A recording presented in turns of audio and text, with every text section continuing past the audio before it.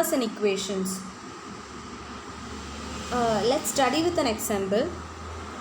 For the coordinates of all the points on the line joining the point 2, 4 and 5, 6, what is the relation between x change and the y change? For these 2 points, as the x coordinate increases by 3, the y coordinate increases by 2, that is the y change is 2 by 3 of the exchange. ഇതിൽ x coordinate എന്ന് പറയുമ്പോൾ 3 times ആണ് increase ചെയ്യുന്നത്, y coordinateും 2 times ആണ് increase ചെയ്യുന്നത്. അപ്പോൾ y change എന്ന് പറയുമ്പോൾ 2 by 3 of the exchange ആയിരിക്കും. And that is true for all the points on this line. ഈ ലൈനിൽ എന്തൊരു പോയിന്റ് എടുത്താലും അതിന് ഈ സംഭവം സാറ്റിസ്ഫൈ ചെയ്യും. So the relation between the changes in x and y coordinates of any point xy on this line and the point 2, 4 is this. മറ്റേ ഫോർമുലയിൽ y minus y1 equal to m into x minus x1 എന്ന ഫോർമുലയിൽ x1 equal to 2, y1 equal to 4 ഇട്ട് കൊടുക്കുമ്പോൾ y minus y1, y minus 4 equal to 2y3 into x minus 2 വരും.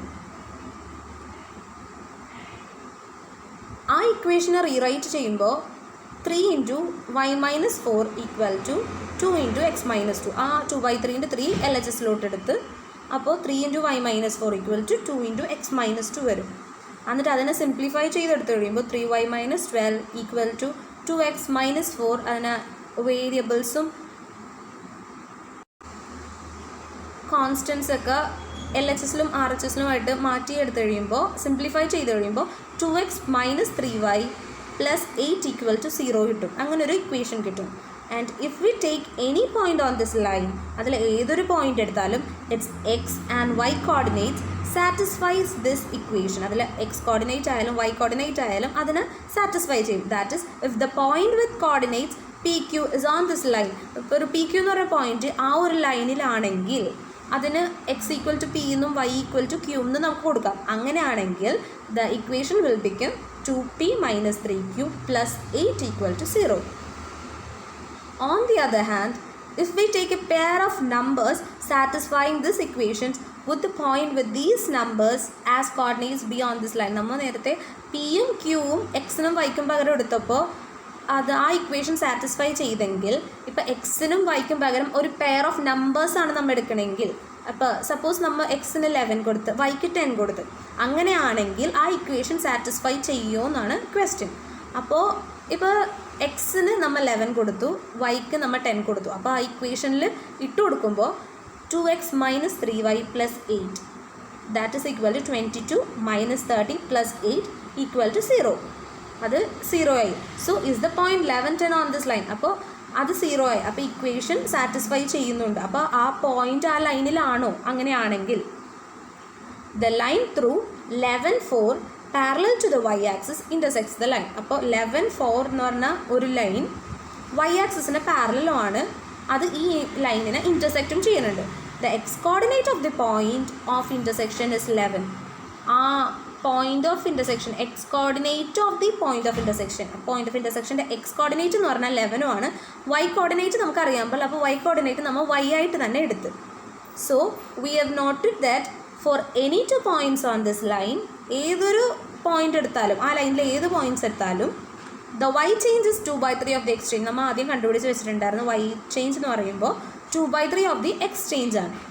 Since 5, 6 and 11y are the points on this line, this gives, അങ്ങനെയാണെങ്കിൽ y minus 6 equal to 2/3 into 11 minus 5, and this means y equal to 10.